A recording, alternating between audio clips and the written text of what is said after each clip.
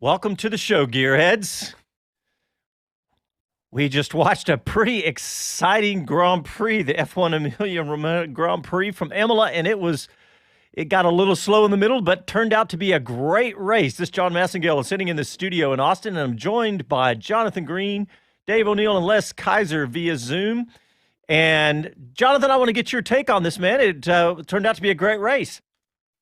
Yeah, I was kind of, like I said at the start, I was hoping that the safety car would play a role, and if it did, could lead to some interesting racing at the end, and it did. Great move, great race by Kvyat. He's definitely fired up. He always does this when he's in contract situations. He always seems to drive a little bit better. Got a feel for Bottas because he didn't really do anything wrong. But congratulations. I don't think I never thought in my Formula One time I would ever see Ferrari's record beaten, but Mercedes are killing it. Yep, Lewis Hamilton wins the race, and Mercedes sets a record 7th Constructors' Championship. That's really an incredible record. But you were talking about Bottas. I want to ask former team manager Dave O'Neill, did you see the size of the piece of debris that came from the Ferrari car that was lodged somewhere in Bottas's car? How the heck did he continue to drive that car? I don't know, but it was lucky it was behind the intake. There it is. It was lucky it was behind the intake. Otherwise, he definitely would have had cooling problems, which would have put end to his day. It was just downforce that was affected. Yeah, it must have been affecting it pretty bad. He was starting to lock up. I mean, I don't know how many times he locked up before he finally let Max Verstappen pass him. But let me run down the order of the win here. It's Lewis Hamilton, Valtteri Bottas, Daniel Ricciardo with his second podium in 3 races, Daniel Kvyat with an amazing 4th-place finish, Charles Leclerc, Sergio Perez, Carlos Sainz, Lando Norris, Kimi Räikkönen in the points at 9th, and his teammate also in the points, Giovinazzi in 10th, Latifi, Grosjean, Vettel, Stroll and Albon, and then the last cars that finished, and then Russell, Verstappen, Magnussen, Ocon, and Gasly did not finish the race. But it turned out to be a really exciting race, and a lot of it had to do with that safety car right there at the end when Max, I don't know exactly what happened, but he was just going down the straightaway, and his car it looks like something, he said something broke, but it was obviously a tire let go. But did anybody hear exactly what happened? The more video I saw, it looked like the tire just let go and came up, which, is, to me, Dave, you can say it or not, but my thoughts were that there was probably some suspension damage. Everybody was using the curbs quite a bit at times. And I wonder if it didn't start giving and then just the tire went first instead of the fatal failure of the suspension. Mm. Yeah, again, I'd have to watch it a few more times, but I mean, you could be on the right path there, Les. The other thing is, at that stage, when the cars are going that fast, the tyres are like balloons. So if he was offline slightly, he could have picked up a bit of debris, and then that would have led to the puncture. Typically, what happens with carbon suspension is it's a bit like a chicken wing. Once it's snapped, it's snapped. It's not like a piece of metal where it starts to degrade and then finally give up. It kind of, the interesting bit from it, once he stopped and they panned in, for me, was the inside of the wheel, what they're actually doing on the inside of the wheel now. I don't know if you go back and have a look, but over the surface of the inside of the wheel, the whole part of it, there's loads or hundreds of little blocks that have been machined out. And what they're looking for is the radiation from the heat of the brakes to go into the wheel and heat the tire pressures up. So in turn, getting the tires to the desired temperature as quickly as possible. Yeah. Is everybody doing that, Dave? That was the first. I mean, from what I've seen before, that's new. That's new to me. And again, a lot of the teams keep that under the awning, if you like, so it's hard to see, but definitely saw something going on there. Interesting. Well, I'm going to give out the phone number in case anybody wants to join us. 512-643-LIVE, 512-643-5483. And I want to thank everybody on Twitter. We've had a lot of activity on Twitter today. You can follow us at Speedcaster and, of course, on Facebook as well. And if you're listening online, we also stream on Facebook and Twitter. and on YouTube. So, well, Jonathan, what else about this race were you excited to see today? Well, I said that Albon needed a good result for obvious reasons, Oof. and he didn't get the result, the desired result. You know, he made a mistake in qualifying, and clearly the mistake again, while under pressure, I suppose, was his own. So I feel for him because, like I said, Red Bull are pretty ruthless. So I was keeping an eye on his day. Verstappen, I thought could win, but obviously, you know, you saw what happened. So to me, as looking ahead, Perez put another marker down for you know, for what he is about and how consistent he is. He's clearly the man in most demand, probably in the current driver market.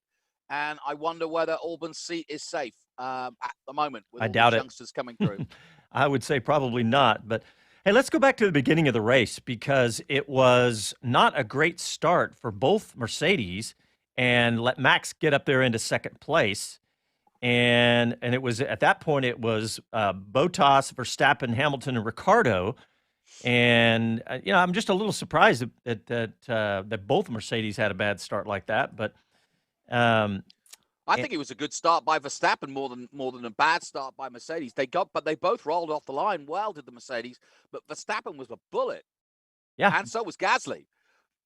And Gasly did a good job keeping out of Hamilton's way. I mean, for all the people I feel sorry for, it's Gasly because he was flying. He was doing good. yeah, Gasly had a retirement. What was his? Oh, they just said it was a Terminal. water. It was something to do with like a water pressure problem or something. So he just he was going along great and got a team radio and said, "Pull it in, you're done." Yeah, they were worried about losing a power unit. Yeah. Yeah, that is a sad way. So speaking of sad, what about George Russell crashing behind the safety car? I love the way you Brits, when we were about to go on there, are saying that you felt sorry for George Russell, but Grosjean, everybody gave him just complete holy hell when he did the same thing about 3 years ago. Well, what do you think? Well, I mean, I know I said it wouldn't happen to Grosjean. It's something that can happen. You're sitting there on cold tires. I mean, it was a classic mistake. I mean, you know, and you saw his reaction was the right reaction, which was complete, you know, distraught. He was totally distraught because he's been driving really well of late, but you're only remembered by your latest drive. So, yeah, that was rough. Les, do you agree with me with these boys? That was ugly. That was ugly. No matter who the driver is, you know, I think that's going to play into a lot of the items around, you know, what's he going to be doing, how seriously he's going to be taken. I just feel sorry for the guy for, you know, because that to me just echoes as a major issue. And, you know, we're going back towards the beginning of the race. You looked at when Hamilton got that virtual safety car. I mean, really, that just handed the win to Hamilton. I mean, if you were a conspiracy theorist, you'd be wondering how that happened.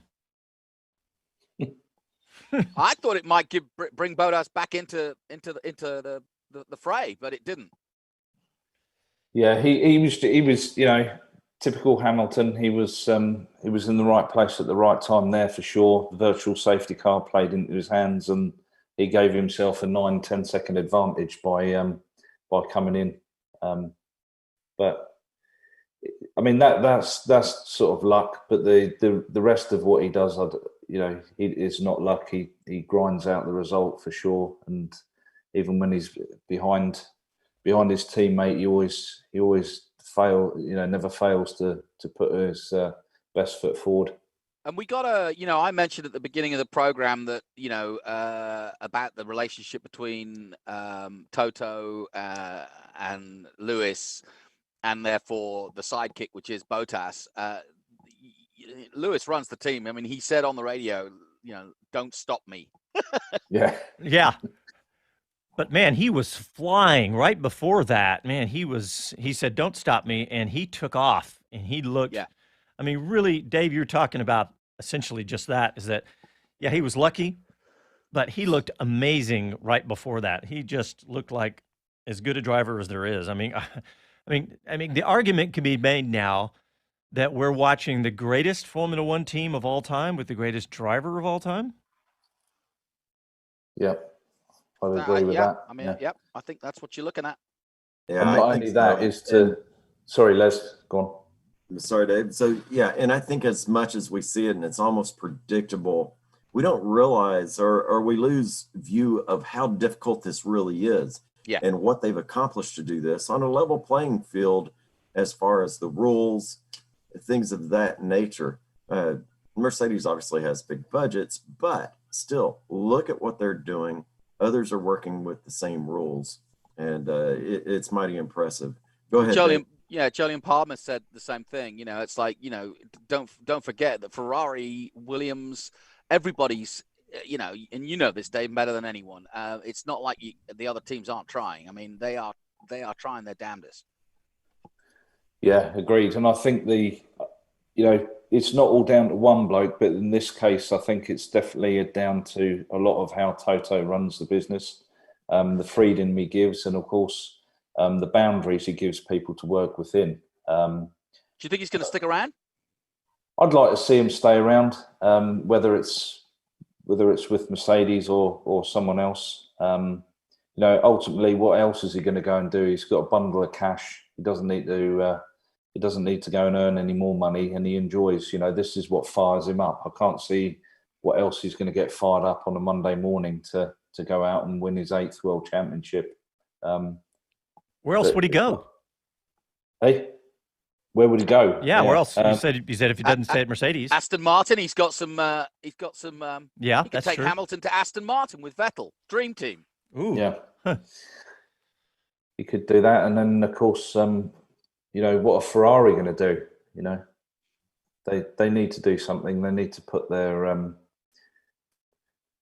put everything back in place again, and can they? Is the question. Yeah, back in place by like find another way to make the engine go faster. That's yeah, all the elements. Do the pit stops right. Well, yeah. Engine go faster. Find a bit more downforce, and get the consistency.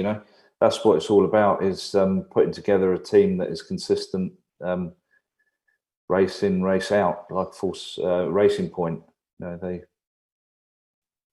John. One point I would make that I kind of made a note of, and Martin Brundle alluded to it, but we've now seen 2 races at 2 new tracks, or you know what I mean, Portimao and Imola, and I think they've got DRS wrong. It didn't create overtaking as it didn't in Portimao, and so I think Martin Brundle said, it needs another 100 meters, and I agree. It didn't come into effect as an overtaking device because Tamburello is not a straight line corner, and it's fast going in. It means that we didn't get any real or a genuine DRS moment. I hate DRS, mind you, but if you're going to race there again, I think the organizers should look at that as they should for Portimao, which it didn't work there either. Yeah, everybody love-hate with DRS, because if you didn't have it, you might have some races with literally no passing at all. So it's the age-old story. Well, hey, guys, let's go ahead and take a quick first break, and we'll be right back after these messages. Listen to Speed City, and we'll be back after this and continue to break down the Imola Grand Prix.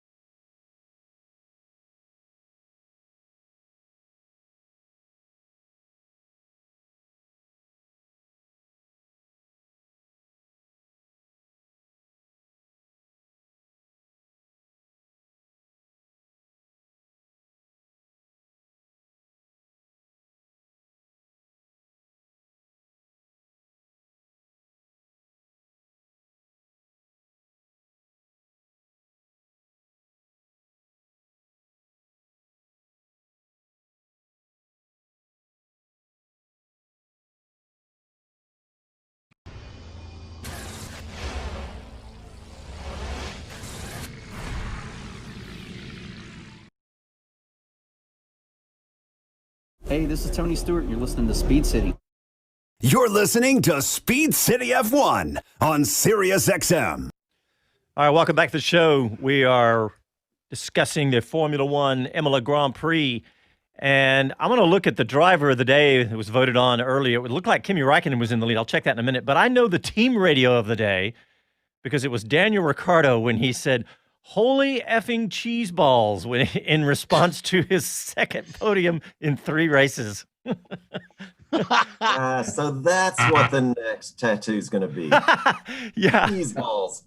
Cheese balls. So yeah, I love this. Cyril Attabal is a very proud man and a typical Frenchman, but he's going to hate the fact that he agreed to this bet with Ricardo, which I can see the cheeky chappy from Australia talking him into over a beer or two at some evening one night, and he's got him. He's got him by the by le coq sportif.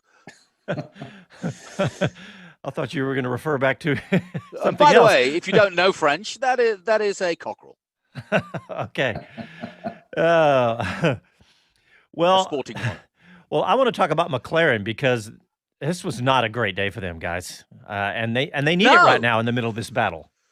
Yeah, that was the big surprise for me. I said at the beginning of the day, I thought, and Dave talked about the battle in the midfield, and it's hotting up between McLaren, Ferrari, and Renault, and McLaren were not a no-show, but I expected, especially given both their starts, that they would be there or thereabouts, but they just didn't seem competitive at the end, even with the restart with sort of 8 to go. Yeah, Dave, what do you think's going on with those guys? I mean, I know that it's Formula One everybody's bringing upgrades and things, but what's wrong with McLaren right now? Maybe they just hit a turbulent patch. And again, we've talked earlier about the 2 new circuits that the teams have gone to, and whether they're not able to adapt to that quick enough and get the tyres into the working range. It's the tyres and the downforce. The engine can definitely pull. You see Ricardo up there doing the business. So yeah, I think sorry. Well, I was about to say, will the engine could pull? Will the Mercedes be the final part of the package to pull him even further forward? That's next year, I mean. Yeah, you have to get the package right, don't you? And it's currently they have a quick engine. They certainly let the rope go a little bit. There's a little bit of slip there for sure. And for the final few, they need to dig deep to be able to come back and get that championship position, which of course is worth dollar as well. Really important to a team that is starting to rely on the money. Yeah. Yep. Yeah. I mean, but Jonathan, thinking about what you just said, if you plug in the Mercedes to that and Dave finish up that package, they could be really competitive next year. It's funny, Ricardo leaving.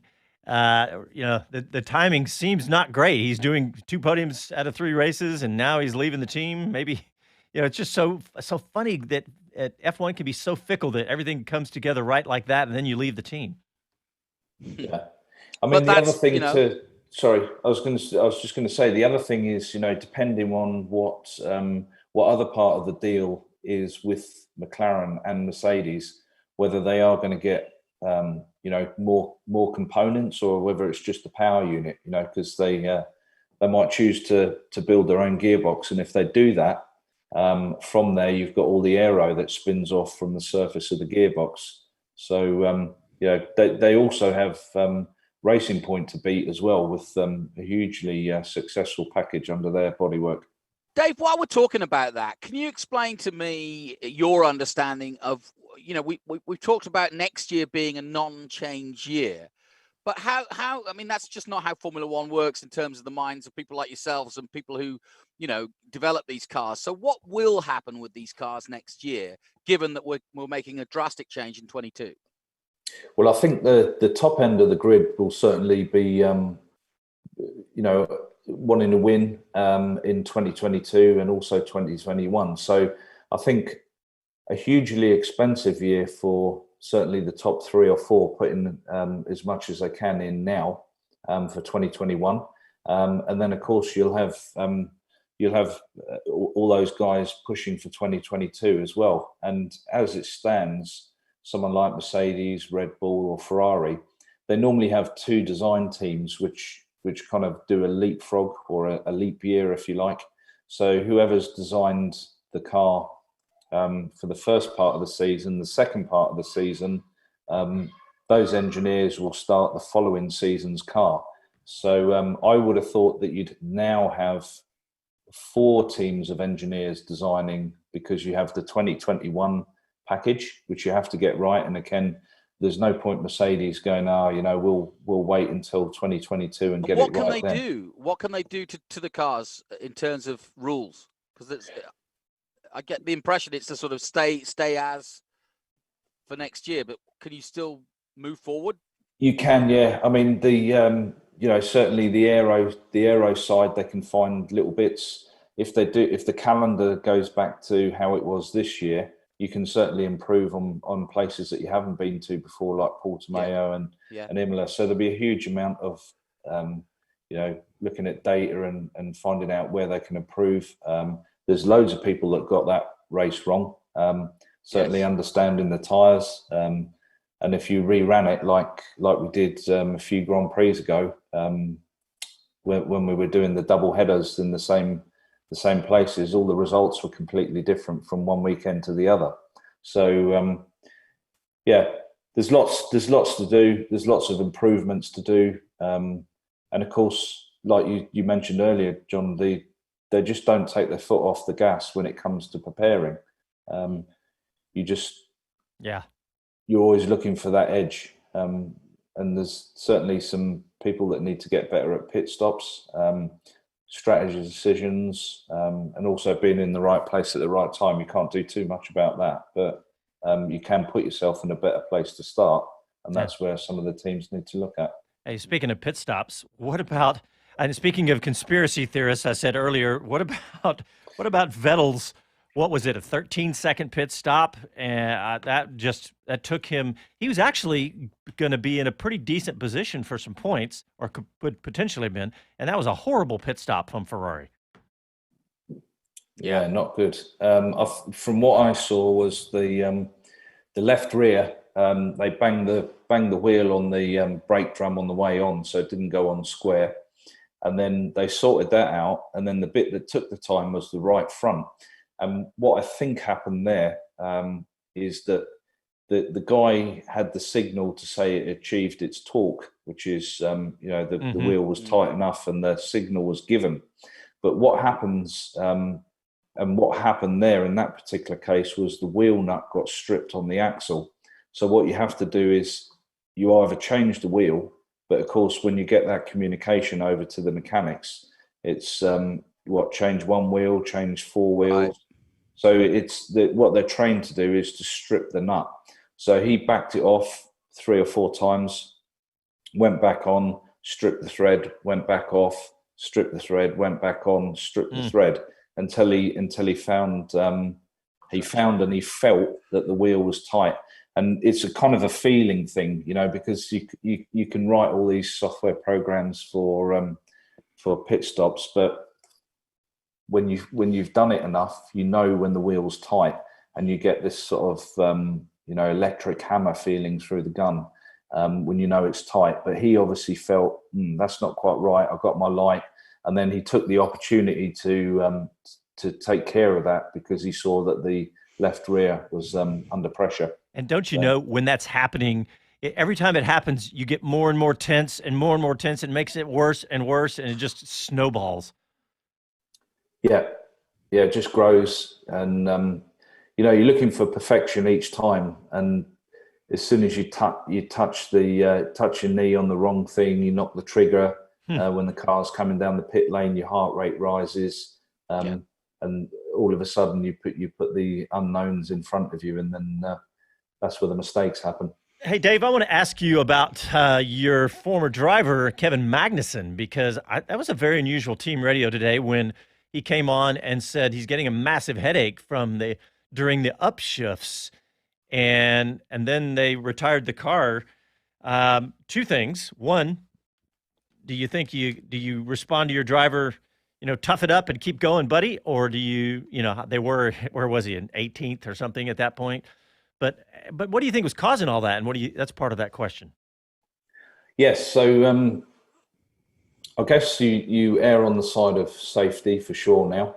I think back in the James Hunt days, you just would have switched the radio off and told him to get on with it. Yeah.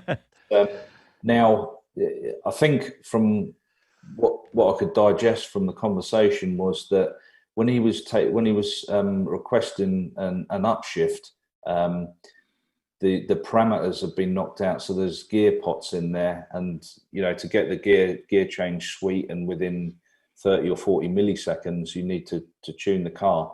I'm only surmising here, but maybe one of the gear pots has gone out, and then when he did request a change, his head was banging back on the back of the headrest quite violently. And as I know Kevin, he doesn't really complain about anything. No. Like he's a tough nut. So he wouldn't have said it unless it was doing something. He was probably, I don't know, blanking a little bit. But then, Gunter's a fair guy. He would have said, look, this is dangerous. We're in 18th place. Yeah. We don't want to destroy a gearbox. We're going to get a penalty for the next race if we do that. So those are the sort of things you're thinking about while that's going on. Yeah. And They'd already fired him. They didn't need to knock him out. Didn't knock him out, yeah. Yeah. So, yeah, pull it in and move on to the next event, I guess. Yeah, might as well. Let's move on.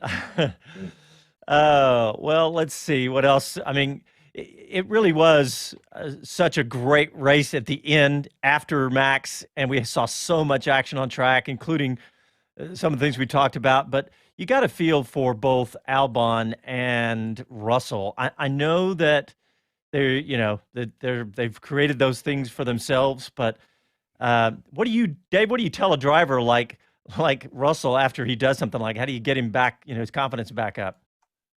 He'll be, that's what he's taught is recovery, and he's hammered himself. You can see that. It was kind of reminded me of the Hakkinen thing, Yeah. just watching all the tears coming out of his helmet. But the loss was, I guess, reasonably big. That's why he was beating himself up. There was points in the bag there, and it was points for the team. So that team, I know what it's like when you're down the back of the grid and you're hunting for that 1 point or the 12th place that you're fighting for. But in this particular case, it was a point, I think.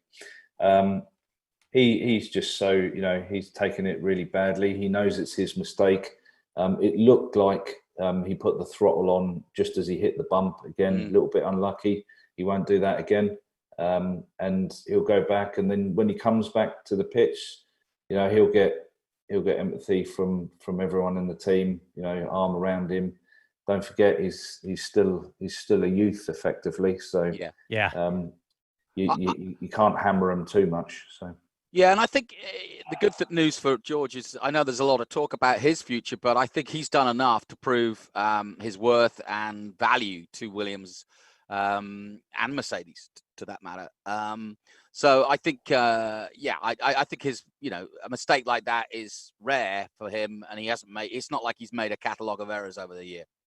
Yeah, exactly. He's had such a great year. I mean, he's never been out-qualified by his teammate. They love to say that and all that. So, look, I'm with you guys, really. Nothing wrong with everybody makes a mistake every now and then. But, hey, guys, let's go ahead and take a break. And when we come back, we'll continue our discussion about the Formula One Emilia Grand Prix. Listen to Speed City, back after these messages.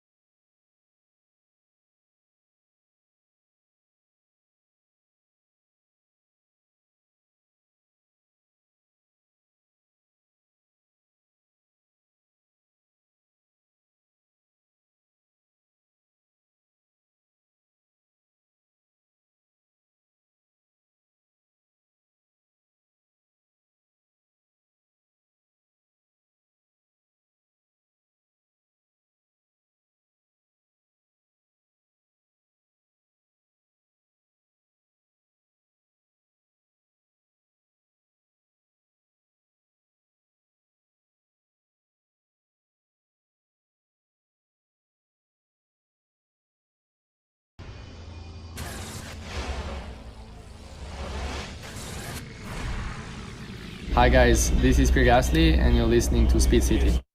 You're listening to Speed City F1 on Sirius XM. Just when you think the producer is asleep, he brings a clip out. We were in the break. We were talking about Pierre Gasly and Daniel Kvyat and how that team has been doing so great. What about the drive from Daniel Kvyat? I mean, that was awesome. And Dave, you were talking about how, who knows, Gasly, had he not had a problem, maybe he could have finished third. Yeah, and the guy who followed him up was Kvyat. He did a great job today. So did the team. They put the wheels on quickly for him. The strategy was good, and he also overtook a few people to get there. So I hats off to Kvyat. Am I the only one that thinks, though, that Kvyat only seems to drive really well when his contract's up? It's true. Give him a 6-month contract. I don't know. Give him a 30-day contract. Yeah, give him a race contract. Yeah, he's a survivor. Exactly. I'll tell you one thing: he's a survivor, isn't he? He is. Yeah. I mean, let's not forget. I mean, he was basically booted out because he was completely out of control and just. I mean, he was the Maldonado of his time, wasn't he? The Maldonado of his time. That's a lovely footnote. But yes, he was. And, I talk about a catalogue of errors that didn't happen with George Russell. Well, that's why Kvyat lost his drive, is that he made several errors that were all different and all, kind of didn't help the team and therefore didn't help himself. And that's why he got demoted. But he's brought himself back from the brink and he's driving well again. And so too, obviously, Gasly. It's the same story. Yeah, that's why I was so surprised when we were hanging out with them last year that Kvyat was. I mean, he was nice and seemed smart and all that. But yeah, they're having a great run at it lately. And Dave, in the pre-show, we talked about the budgets and things like that. But it's just all coming together for them, and you can't attribute it to the budget compared to Red Bull. But what do you think are the pieces that are put together? Why are they doing so well? Well, I think they've always had a decent package. What they are doing this time is taking advantage of it. There's less mistakes. They've got a good crew together now. I know the team manager, sporting director there, Graham Watson. He's been there for quite some time. He's also implemented a lot of the changes, therefore given the consistency. He comes from the background of the Mercedes team that's there now. And also Franz Tost, he's been there. He's there every hour of the day, and all he wants to do is better every time he comes in. So those guys, they did lose James Key. I was a little bit sort of worried when James Key headed off to McLaren, but they seem to have trained up the backroom staff, and someone's taken the mantle there. One of the ex-Red Bull guys, his name's just popped out of my head, but he took up the mantle after James Key left. Quite a practical guy, and no nonsense really. So I think he's put the structure back in place, and they're just taking advantage of what they have, which is a good solid car. Little bit quick as well, at times. Yeah, I agree with that. The points have just come through. So obviously Mercedes 479, and then we have Red Bull at 226 in second, Renault at 135 in third, and McLaren at 134 in fourth. That's the battle, isn't it? That's the battle, and then Racing Point 134 as well in fifth place, and then 30 odd points behind Ferrari in sixth. So I think third place is a big fight for the rest of the season. And that would mean a lot to Renault's future if they were able to pull that off. Yeah, a very healthy result that would be. And look at the bounce back for McLaren, who were in the doldrums 2 years ago, were nowhere. I mean, at least Gilles de Ferran and Zach Brown can be pleased at the way they've managed to, right the ship, so to speak. Agreed. Yeah, I got to say, Sergio Perez wrapping up in sixth place definitely reinforced his market value as well. And I cannot imagine a team that's left with an empty seat not really wanting Sergio to come join them. All right. Well, can I throw something open? Let's get a poll here, and maybe if you want to call in, you've got the number up there. Where should Perez drive next year? John. If you're Perez, from his perspective, is your question? He said in an interview that he wants to get his hands dirty in a project that he can see some future in. So that was sort of intonating that he doesn't want to go to right. Well, I mean, I think he's not there. He wants to be the team leader in a place that's going somewhere. And is that Williams? I wonder. Yeah, that's a really good question because, if you end up next to Vettel at the new at Aston Martin, well, that would work. Yeah, that is a project that's going forward. I mean, I think from that perspective, with the light that you just shed on that, I think that's probably the most likely. Because I don't know I feel like Red Bull is. I don't feel like Red Bull's why going wouldn't they have confirmed him by now if that was right? The case? Right. So I don't know. And what's funny is I say all that, and he could still end up at Haas because that just may be the only option left. And go ahead, Les. I'm right there to begin with, saying Haas is the place to go because they've got 2 open seats. He's a veteran driver. There's certainly a project left to be done there. Yeah. I want to see that stabilize and get out of the mid pack. So you could say, there's opportunity there to get done. A veteran driver might bring what the communication level that they need, the new spirit, the money that he's going to bring.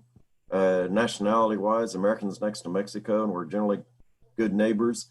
I think there's a combination of things, maybe no specific single strong point, but I think all of those rolled together make Haas a great opportunity for both the team and for Sergio Perez. All that except for that wall thing. Other than that, it's good. But hey, Dave, I want to ask you this. Let's say you're down anyway every time it rains. You're back at. Let's say, Dave, you're back at Haas F1, and you call up Sergio Perez, and you got to sell him. Well, how do you sell him on coming to Haas? Yeah. I mean, it's not kind of just that call. He's seen what's gone on all year, and he's heard. Sure. I guess he's heard the rumors of what's going to happen. But I think that the most consistent thing you could say is that the agreement's been signed for 5 years, so there's good basis there for the Concord agreement. The car, we have to say that the car is going to make forward moves, but also the engine. I think the thing you could pull them in on is the engine and what work Ferrari are going to do to put the engine back on point again. And those are the things. But I was just looking through the constructors here, looking for what openings he has, and I think Williams is the harder sell, purely because I haven't heard any huge amounts of money dropping in at Williams to get it going again. And normally when these people take over, they have a fright. They have a fright just to say, well, this is bigger than we thought it's going to be. We're going to have to get rid of X amount of people, reduce the budgets. Cut is coming, and that is a bigger project in my eyes. Getting Williams up and running again. Alpha's done, AlphaTauri's done, Ferrari's done. Well, is AlphaTauri done? Well, I think so. I think that why would you get rid of those two? They're cheap, both of those drivers. They're young, and also they're good. It's not just for AlphaTauri. They're good spares for Red Bull. I mean, I don't know. So that leads me to say, what about Albon's seat then? Could Perez potentially get in there? You'd like to think. I don't know why Red Bull don't think of the points for the constructors, because if you did have someone who was scoring the same or just a couple of points less than Verstappen, they'd still have the fight open for the championship. And you can't tell me that they just don't want to win a constructors championship. It just doesn't make sense. So I think it's going to be Haas or Red Bull for Perez.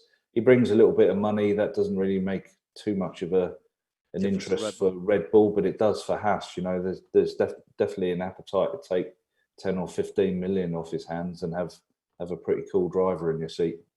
Yeah, you know, if you had Sergio Perez there, you would eliminate all that. He's such a veteran. He's comfortable in his ability. He's not going to be intimidated by Max. Okay, maybe Max is better. I don't know. Maybe he's faster, but he's not going to have the mental pressure that you'd have that if you're Albon or Gasly or any of those guys. But hey, guys, I have some breaking news. Apparently, Lewis Hamilton drank a shoey with Daniel Ricciardo. and when he asked how it tasted, he said, "I don't really like the taste of champagne. Something like toe jam." So. I know. Trust the Australians to bring Australia to the rest of the world, eh? And then Lewis Hamilton used his shoe, filled it several times, and poured it over Daniel Ricciardo's head. And I'm delighted to see Ricciardo on the podium again, and more importantly, you know, Renault, because you know the French are like the Italians. You know, they're fickle. If they're not winning, they're fed up, and therefore the backers at Renault get fed up. And they've had a pretty tumultuous couple of years with their boss in trouble and all the rest of it, and then being the only customer when they used to have bunches of customers. I hope. And obviously behind the scenes, I know that Renault have been bolstering that team from maybe a couple of hundred to like plus 400, I think, Dave. You know, things are looking rosier. I know Ricciardo's going, but, you know, Alonso's coming. Yeah. And you know what? You said it's good to see Daniel Ricciardo on the podium for that, but it's just good to see him up there. He's good for the sport. He's so relaxed and fun and so popular for obvious reasons. So it's good to see him up there. But all right, guys, we got to take our last break. And when we come back, we're going to reply to William Ricker. He tweeted at us talking about Max Verstappen possibly facing penalties for from some of his words he said last week. And I've got that in my notes. So we'll reply to you, William.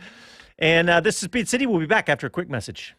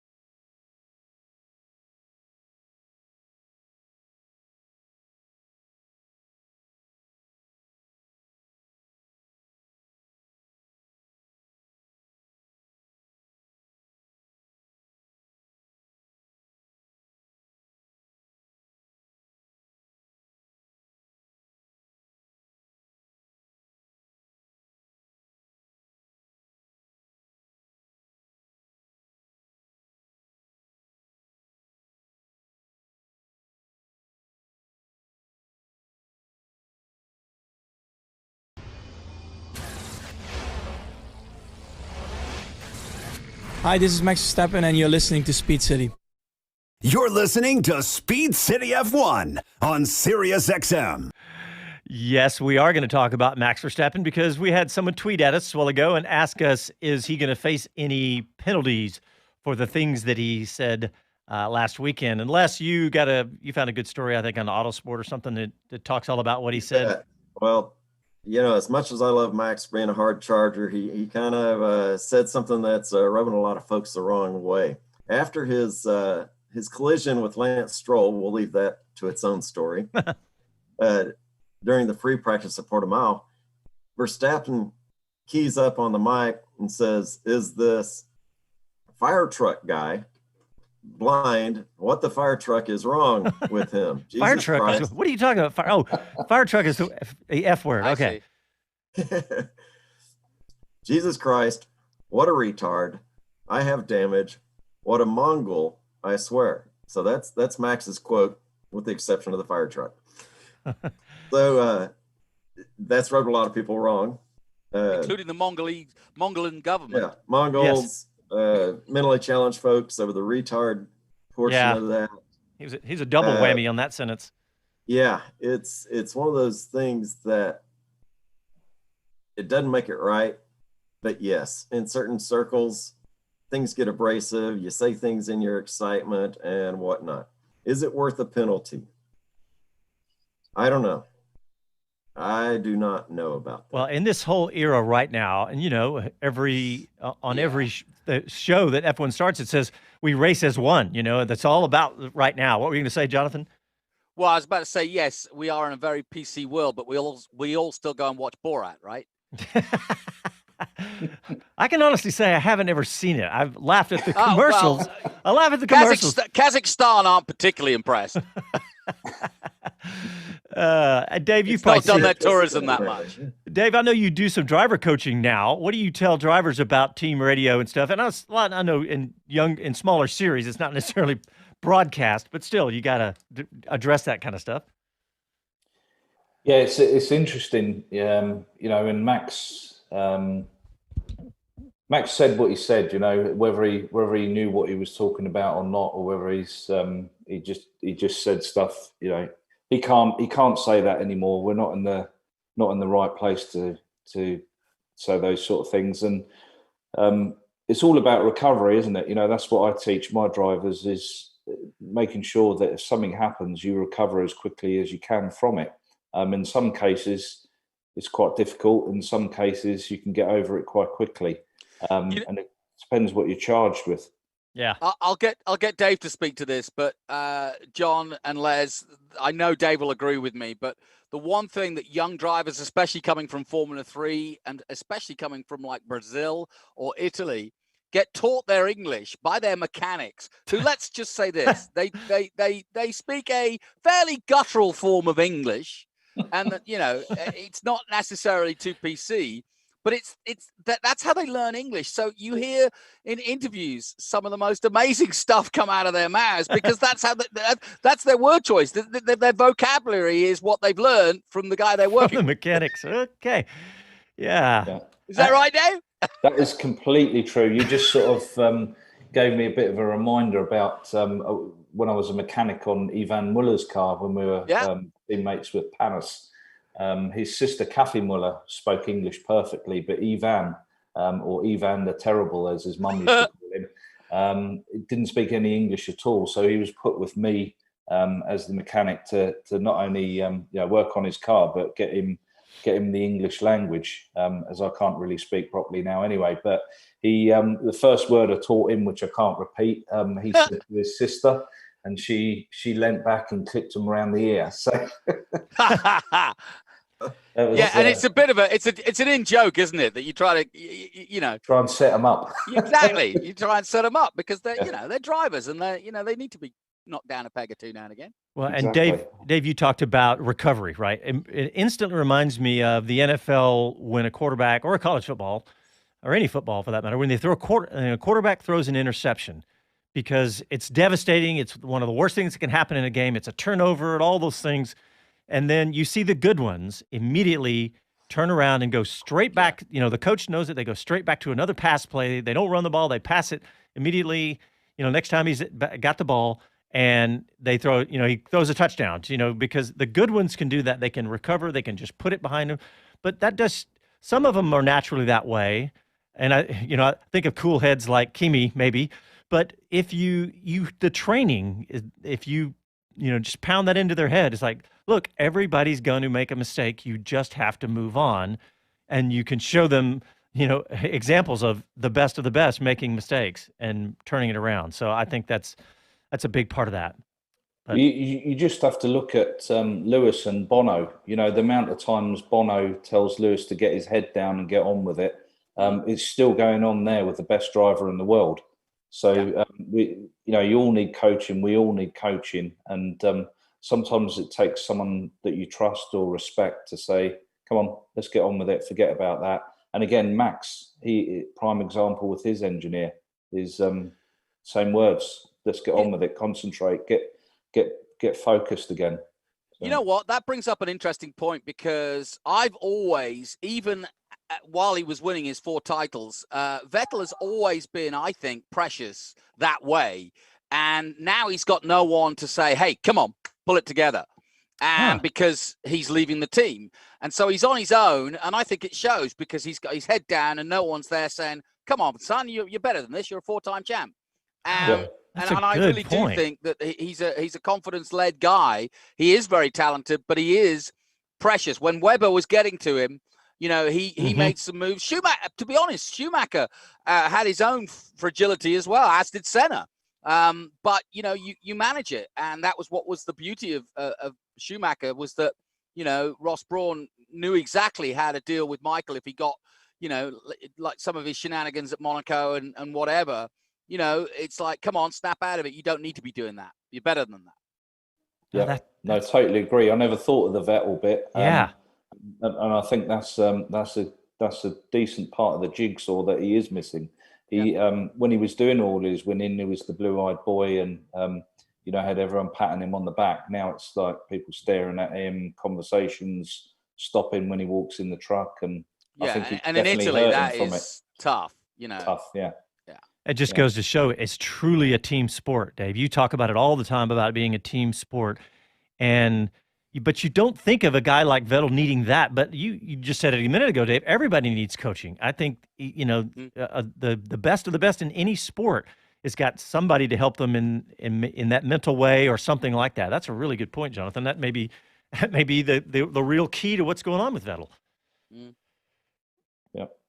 I had a story in my post-race notes that I wanted to talk about. It was talking about COVID, and I haven't really been following the UK, but apparently they're going to do a big lockdown or something, Jonathan. 1 month, yeah. Yeah. 1 month. And the belief is, and I think it's a smart one, but the belief is, it's going to be a nightmare. It's going to be tough. But the belief is, look, do you want Christmas with your family or don't you? And they're shutting down all the pubs, and they're shutting down the access points to socializing and gathering, but they're not shutting down, for example, Formula One doesn't feel as though it's going to be entirely affected by it. So you can still go into work and be in your own managed work environment. So they don't want to shut the economy down, but it's going to be tough. Yeah. And the article that I saw on racefans.net was just talking about how Toto Wolff was saying that F1 can keep racing despite these new lockdowns. And I just thought that was interesting. But Jonathan, you keep your finger on the pulse of the New Zealand motorsport. But wasn't New Zealand the one that just totally eliminated COVID? I don't want to go into a COVID discussion, but no, they did. Didn't they just 100% eliminate it? Yeah, they shut down very early. Jacinda Ardern, I think, has done a splendid job. They shut down very tightly and stopped any movement. And because they've only got a population of 4 million, and also really only 2 major international airports, they immediately stopped international travel as well, even at first to New Zealanders. So it was even tough for citizens of New Zealand to get in without quarantine. And that's still I heard one case where a husband and wife, the wife was in LA and she couldn't come back to New Zealand without him. So he had to go pick her up almost. And they still had to quarantine. And that's kind of where New Zealand is now. They're down to a minute. They've had a second outbreak, but we're talking like 16, 20 cases. Yeah.